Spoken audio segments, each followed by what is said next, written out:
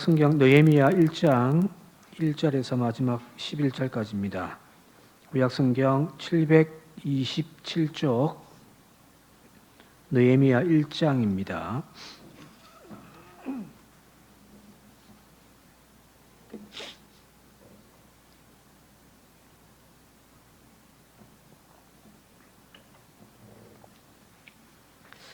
한 절씩 교독하겠습니다. 하가랴의 아들 느헤미야의 말이라.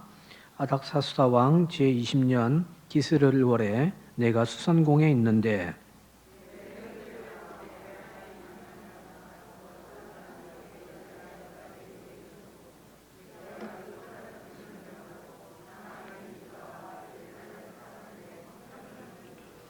그들이 내게 이르되 사로잡힘을 면하고 남아있는 자들이 그 지방 거기에서 큰 환난을 당하고 능욕을 받으며 예루살렘 성은 허물어지고 성문들은 불탔다 하는지라.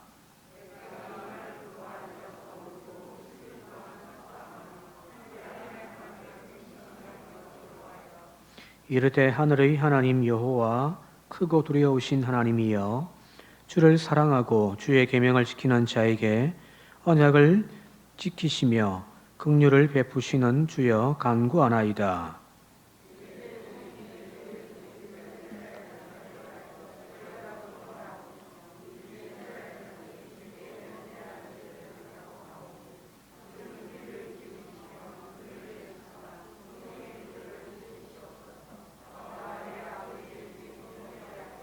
주를 향하여 크게 악을 행하여 주께서 주의 종 모세에게 명령하신 계명과 율례와 규례를 지키지 아니하였나이다.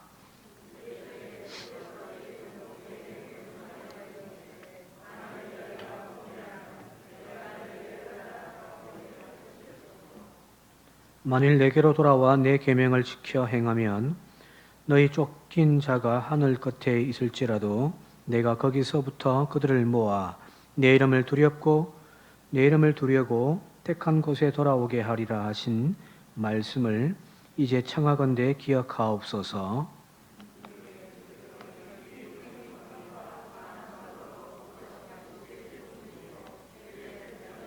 함께 읽겠습니다.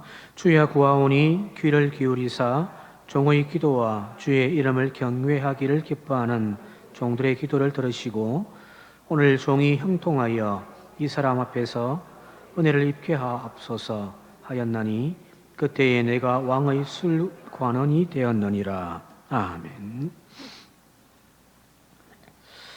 지난 시간까지 이제 에스라를 좀 살펴봤고 오늘부터 이제 느헤미야를 살펴보려고 하는데요.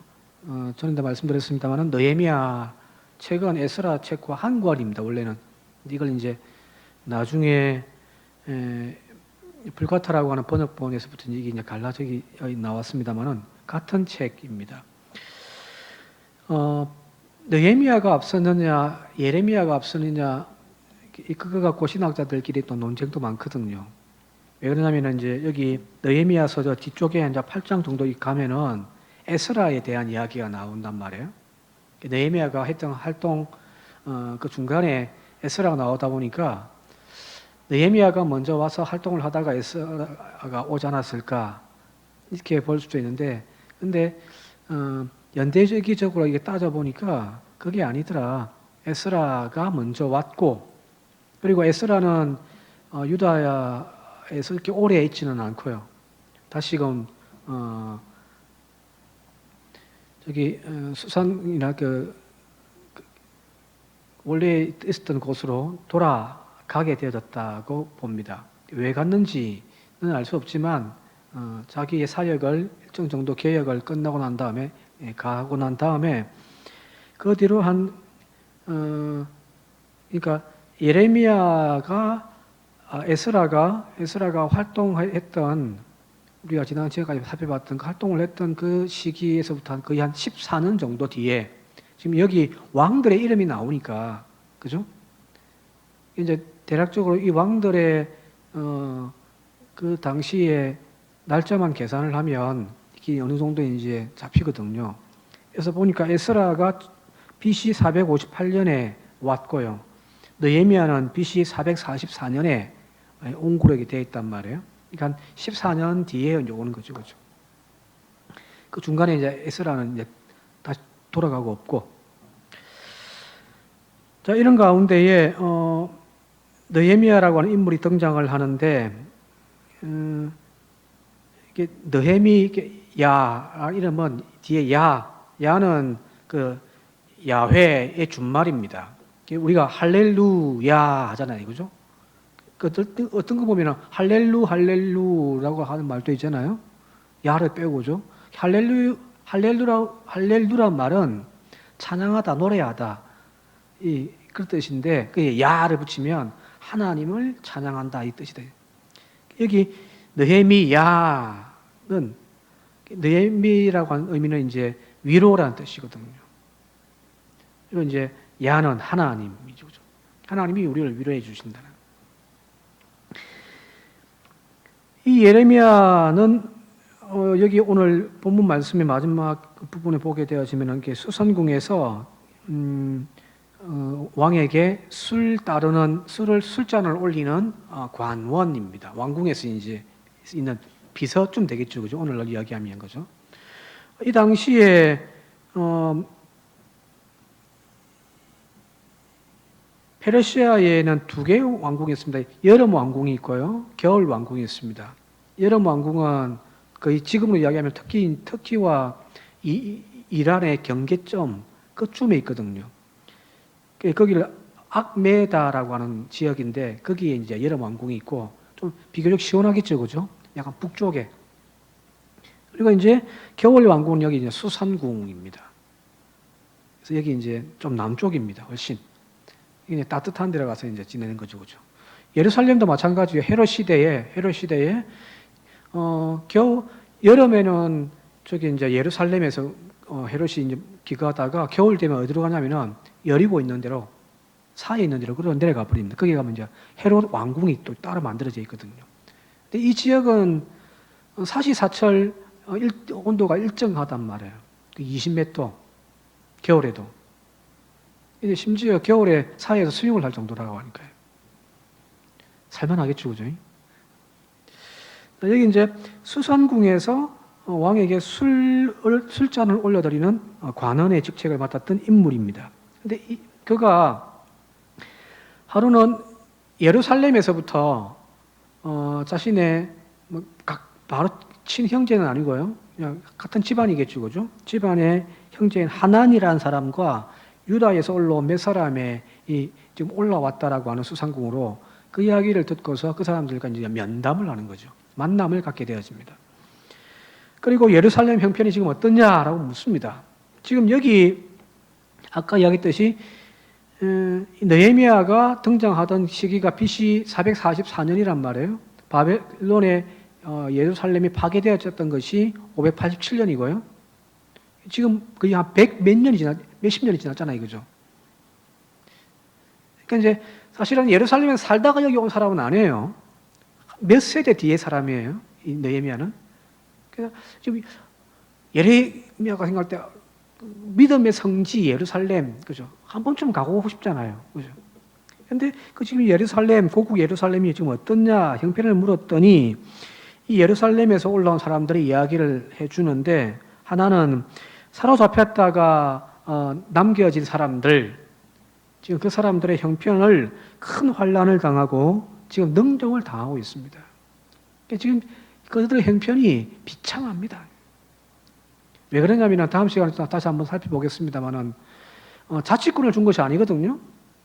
그러니까 사마리아라고 하는 지방이 있는데 이 지방의 모두 관장은 사마리아 총독이 관장을 하고요. 거기에 이제 속주로 예루살렘이 지금 들어가 있단 말이에요. 일일이 다 간섭을 받죠, 그죠? 또 우리가 이미 앞에서 봤듯이 스룹바벨 때 성전 건축하는데, 그죠? 협조를 해주면 좋은데 오히려 방해하기도 하고, 그죠? 나중에 또 뒤에 가면 또 그 이야기가 또 나옵니다만은. 그러니까 막 계속 짓누르 벌리는 거죠, 그죠?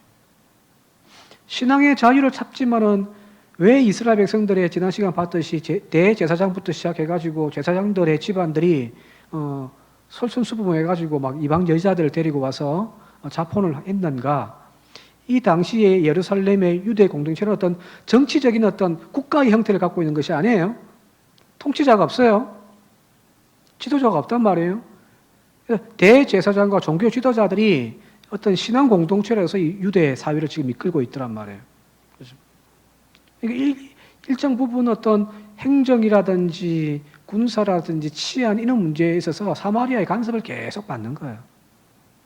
여기 환란을 당하고 능력을 당합니다. 심심하면 저 남쪽에서부터 에돔과 그 아랍 사람들이 막 쳐들어오기도 하고요. 약탈하기도 하고. 지금 그런 상황에 있다는 거예요. 그리고 예루살렘 성문을 이야기를 하는데 예루살렘 성문은 완전히 불타버려가지고 지금 다 온데간데 없고 성벽들은 허물어져가지고 지금도 막 군데군데 막 허물어지고 있습니다. 자, 보세요. 앞서 이야기했듯이 바벨론에 의해서 BC 587년에 예루살렘이 성벽이 무너졌단 말이에요.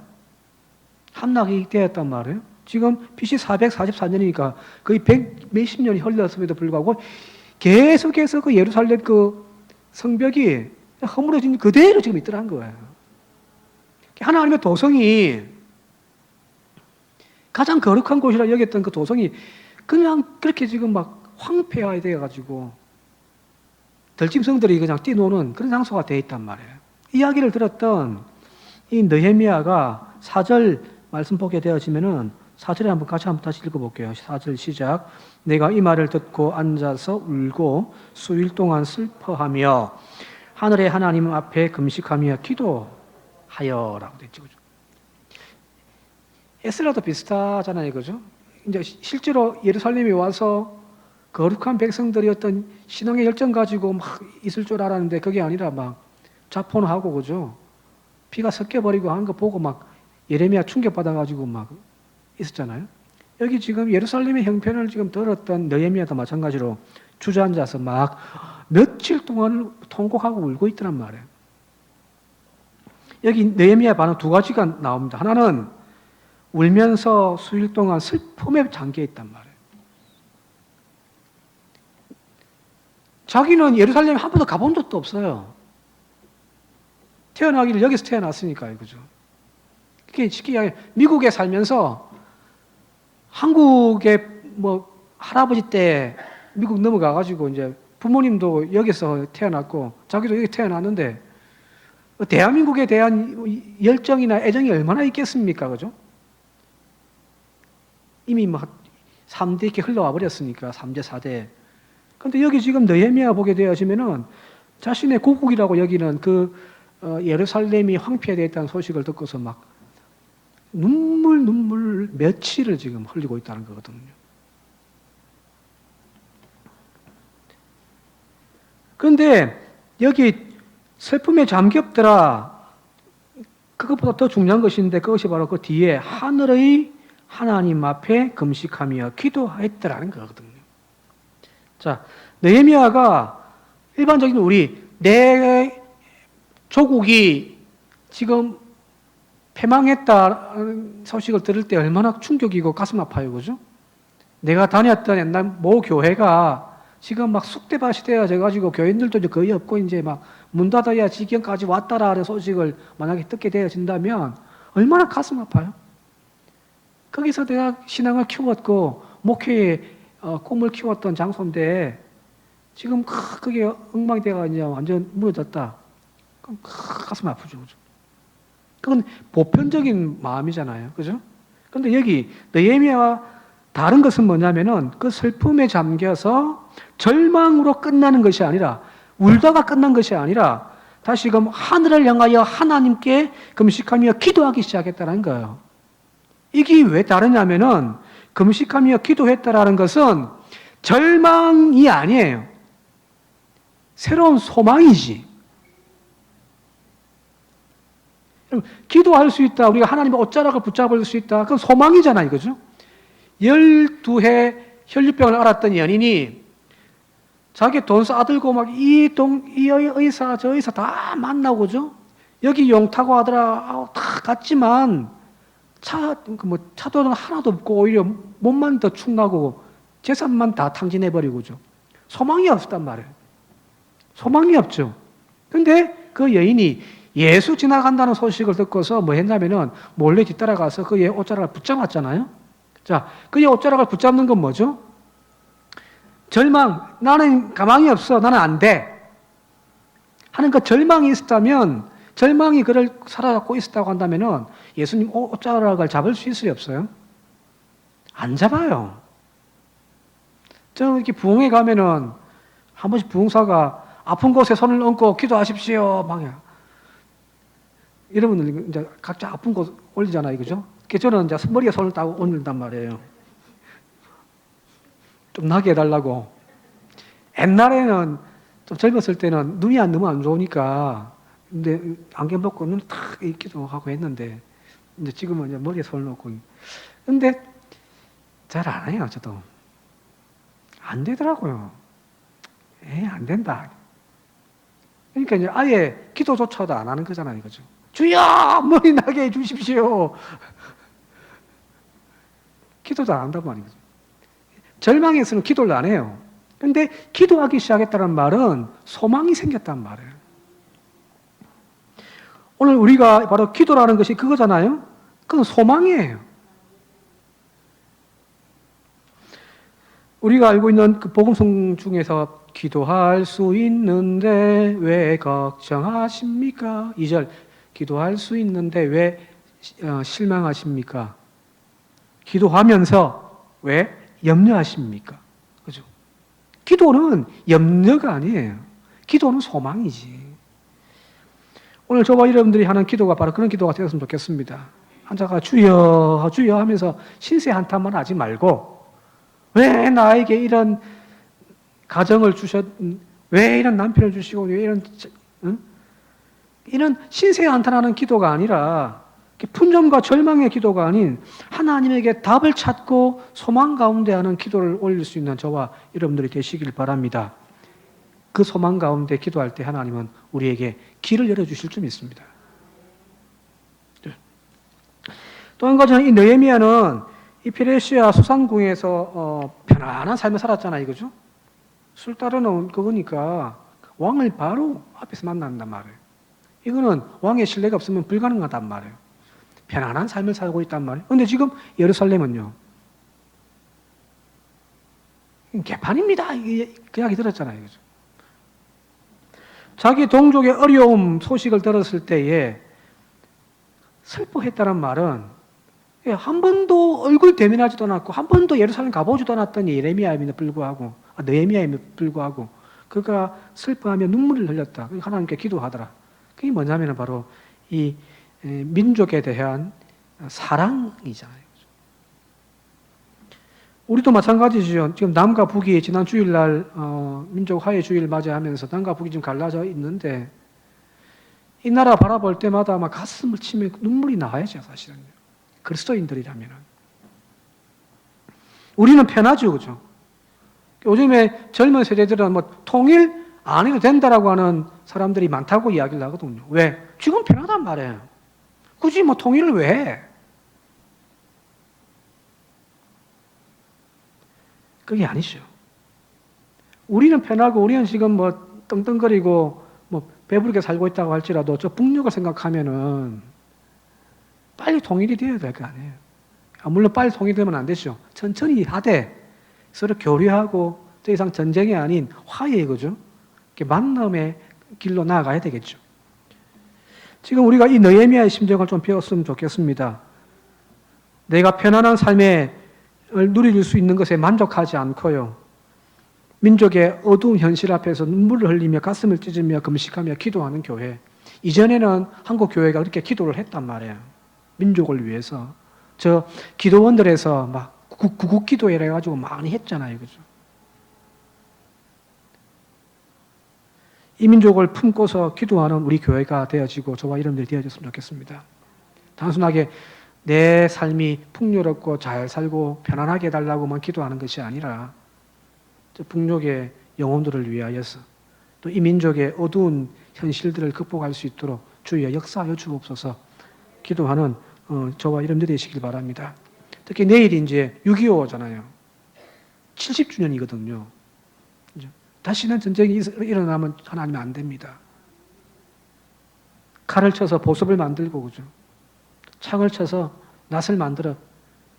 더 이상 전쟁하는 무기가 아니라 농사하고 경제가 발전되어지는 그런 나라 되게 해주십시오.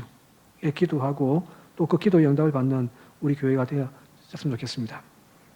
계속해서 나갈게요. 그 다음에 이제 하나님께 막 이제 기도하기 시작하는데 그 기도가 5절부터 11절까지 쭉 나와 있습니다. 중간의 내용은 좀 기니까 과거에 자기 백성들에 대한 선조들에 대한 죄에 대한 회개 그리고 하나님의 약속을 붙잡고 기도하는 내용인데 11절이 이제 결론 부분인데 11절을 다시 한번 읽어볼게요. 11절 시작. 주여 구하오니 귀를 기울이사 종의 기도와 주의 이름을 경외하기를 기뻐하는 종들의 기도를 들으시고 오늘 종이 형통하여 이 사람들 앞에서 은혜를 입게 하옵소서 하였나니 그때에 내가 왕의 술관원이 되었느니라. 여기 느헤미야의 기도, 이 민족을 부여잡고 그죠? 하나님 앞에 엎드려 기도하고 있잖아요. 금식하며. 그러면서 뭐라고 이야기하냐면은 주여 오늘 종이, 종이란 말은 느헤미야 자신이겠죠. 그죠? 바로 이 부족한 종이 형통하여 이 사람들 앞에서, 이 사람들이란 이제 그 페르시아 왕과 뭐 그런 사람들이겠죠. 그 사람들 앞에서 은혜를 입게 하옵소서. 그때 내가 왕의 술관원이 되었느니라. 이 말은 무슨 의미냐면은 그런 거예요. 자, 하나님께 이 민족을 미래를 이제 평안을 놓고 하나님께 내어 던지면서 하나님밖에 없습니다 하면서 지금 막 거의 막 실신 직전인 그 민족을 하나님께 내다 드렸단 말이에요. 기도를 통해서. 그런데 단순하게 이 느헤미야의 기도는 이 11절 통해서 뭘 발견할 수 있냐면은 하나님이 행동하시도록 요청하는 것, 그죠? 기도는 하나님이 행동하시도록 요청하는 거잖아요. 주여, 우리의 자녀들이 솔로몬 같은 지혜와 하나님의 복유와 영광을 누리게 하여 주옵소서. 그 아이들에게 지혜를 달라는 거잖아요. 하나님이 그 아이들을 붙잡아 달라는 거잖아요. 그죠? 그게 기도라고 한다면은 하나님의 행동을 촉발하는 것으로 끝나는 것이 아니라 바로 그 하나님의 개입하심과 함께 내가 뭘 할 수 있는지를 지금 찾고 있단 말이에요. 그게 11절의 이야기예요. 이 어려운 시국을 타고 갈 힘은 분명 하나님에게 있음을 믿고 느헤미야는 금식하며 기도를 시작했습니다. 그런데 느헤미야는 이 하나님의 초월적인 능력, 하나님이 어느 날 그냥 뚝딱 해서 막 모든 상황들을 팍 바꾸어 놓고 막 채워 놓고 하는 그런 어떤 기적적인 능력들을 간구하는 것이 아니라 뭐 하냐면 그러면 나는 뭘 하지? 하나님이 역사하시는데 그 하나님의 역사하심에 내가 할 일은 뭐지? 스스로를 찾고 있더란 말이에요. 그래서 주여 이 종을, 부족한 종을 능력 입혀 주십시오. 마지막에 그때 내가 왕의 술관원이 되었느니라. 이 말은 무슨 말이냐? 자기의 포지션, 내가 뭘 할 수 있는지 그 자리를 지금 보게 되었다는 이야기거든요. 자, 이런 거예요. 우리는 나라와 민족을 위해서 혹은 교회를 위해서 기도하잖아요. 그죠? 기도하잖아요. 주여 이 민족을 평화의 길로 인도해 주십시오. 전쟁이 멈추게 해 주십시오. 교회를 위해 기도한 다음에 주여 교회가 부흥되게 해 주십시오라고 기도를 하잖아요. 기도를 하는데 그 기도 가운데 하나님은 있는데 기도하는 내가 안 보여요. 예를 들면 주여 우리 교회가 양적으로 믿음으로 또 성장하는 교회가 부흥하는 교회가 되게 해달라고 기도한단 말이에요. 근데 뭐였냐면 내가 없어요. 그 양적인 성장을 위해서 주여 내가 뭘 해야 되겠죠? 오늘도 내가 한 영혼 만나서 예수의 복음을 전가하는 일에 내가 오늘 하루 주님 사용되게 해 주십시오. 그냥 스쳐져 가는 만남이 아니라 하나님이 예비하신 영혼들을 만나게 해 주십시오. 하고 눈을 켜고 주님이 예비해 놓으신 그 한 영혼을 그 찾는 일들, 그걸 해야 될 거 아니에요? 예레미야는 그렇게까지 나갔단 말이에요. 근데 우리는 뭐냐면 우리 교회가 부흥되게 해달라고 하고 이 민족이 하나님 평화의 길로 가게 해달라고만 기도하고 하나님께 다 던져버리고 나는 뭘 해야 되는지를 모르고 있어요. 안 해요. 저도 마찬가지고. 진정한 기도가 그런 것이 아닐까요? 주여, 교회가 재정적으로 어렵다고 합니다. 주여, 그 창고가 차고 넘치도록 사르밧 가부의 기적을 일으켜 주십시오. 막 기도해놓고서 하나님이 채워주시겠지, 그죠? 아멘! 까지는 해요. 근데 다른 성도를 통해 역사하시겠지라고만 생각을 하고 있단 말이에요. 왜? 내가 하면 안 되죠. 주여, 나에게 물질의 은혜 주셔서 그 물질 가지고 교회 섬기고 하나님 사역 감당하는 일에 주여 정말 기쁨으로 사용할 수 있도록 축복해 달라고 그렇게 기도하는 거거든요. 그게 맞지. 왜 하나님은 있고 왜 나는 빼난 말이에요. 느헤미야는 지금 쭉 기도가 난 다음에 거기다가 자기를 집어넣었잖아요. 그죠? 주여, 내가 할 일이 뭡니까? 내가 할 일이 뭡니까? 내가 서 있는 그 자리네요. 2장 넘어가면 이제 그 자리에서 자기 사역을 감당한단 말이에요. 느헤미야는 하나님의 도우심을 구하면서 자신이 무엇을 해야 할지를 살폈습니다. 그리고 하나님께 지혜와 능력을 구했단 말이에요. 그러니 자리가 보여지고요. 자기의 할 일들이 보여지는 거죠. 그죠? 오늘 저와 여러분들이 바로 그런 일꾼들이 되시길 바랍니다. 기도하시되 그런 기도자가 되시길 바랍니다. 비슷한 시기에 등장하는 인물이 또 한 명 돼 있잖아요. 역사적으로 이제 좀 더 앞인데 에스더라고 하는 왕비요, 그죠? 이 페르시아의 왕비였잖아요. 아수에로 왕의 아내였으니까 이제 이 느헤미야보다 조금 더 앞섭니다. 에스라보다 더 조금 더 앞서고요. 근데 하만이라고 하는 사람이 총리 대신인데 계략을 꾸며가지고 그 눈에 가시거리 같은 유다 민족을 다 말살시키려고 계략을 짜잖아요. 그죠? 그 사실을 이제 자기의 외삼촌이었던 모르드게가 알고 이 왕비인 에스더에게 찾아오잖아요. 만나서 뭐라고 이야기하냐면 함께 한번 읽어보도록 하겠습니다. 에스더 4장 13절 14절 함께 읽겠습니다. 시작. 모르드게가 그를 시켜 에스더에게 회답하되 너는 왕궁에 있으니 모든 유다 중에 13절은 제가 읽을게요. 홀로 목숨을 건지리라 생각하지 말라. 14절 시작. 이때에 내가 만일 잠잠하여 말이 없으면 유다인의 다른 데로 말미암아 노임과 구원을 얻으려니와 너와 내 아버지 집은 멸망하리라. 네가 왕후의 자리를 얻은 것이 이때를 위함이 아닌지 누가 알겠느냐. 그죠? 모르드게가 그 왕비를 일깨워 준단 말이에요. 좀 무서워서 왕 앞에 함부로 나갔다가는 목이 달아나는 그런 살벌한 시대인데 내가 어떻게 나가요? 아주 못해요. 이 하고 있는 판에 지금 모르드게가 이 왕비를 향하여 지금 이야기하고 있잖아요. 에스더야, 네가 그 왕위에 앉아 있는 것이 지금 이때를 위함인지 어떻게 아느냐? 누가 아느냐? 그때 에스더가 이제 15절, 16절에 이렇게 화답을 합니다. 15, 16절 함께 읽겠습니다.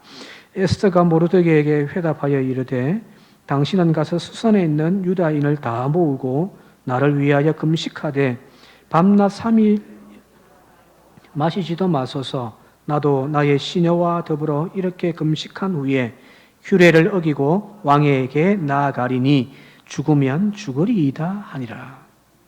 이게 지금 이 시대에 남자든 여자든 자기가 어느 자리에 서 있든지 에스더도 마찬가지잖아요. 그냥 성경책만 연구하던 학자란 말, 학자. 근데 하나님 부름 앞에서 저 예루살렘 공동체를 다시금 회복하기 위하여 내가 가겠습니다 하고 자원하여 왔잖아요. 그죠? 각자 자기가 할 수 있는 그 포지션에서 자기가 할 수 있는 달란트 가지고 주여 나를 써주십시오. 하나님 이 민족을 구원해 달라고 기도만 하는 것이 아니라 주여 내가 할 일이 뭡니까? 다들 찾아가지고 자기 자리에서 하나님의 사역의 동참자들이 되어지더란 거거든요. 오늘 저와 여러분들이 바로 그런 일꾼들, 그런 기도의 용사들이 되어질 수 있길 바랍니다. 네, 다시 한번 이제 말씀을 마칠게요. 민족을 위하여 기도하되 기도만 끝나지 말고요. 기도하면서 지금 북한의 현실이 어떻는지도 이렇게 기사거리 좀 찾아볼 수도 있잖아요, 그죠? 그죠? 교회를 위하여 기도하되 그냥 기도하고 또 돌아서고 하나님께 다 내맡기지 말고 내가 할 일이 뭔지, 내가 서 있는 포지션이 어딘지, 그걸 통하여 내가 무엇을 할 수 있는지 하나님께 묻고 기도함을 통하여서 여기 모두가 산정교회의 일꾼이요 하나님의 사역의 동참자들이 되어지는 그런 은혜로운 믿음으로 나아갈 수 있기를 바랍니다. 함께 기도드리겠습니다. 고마우신 아버지 하나님,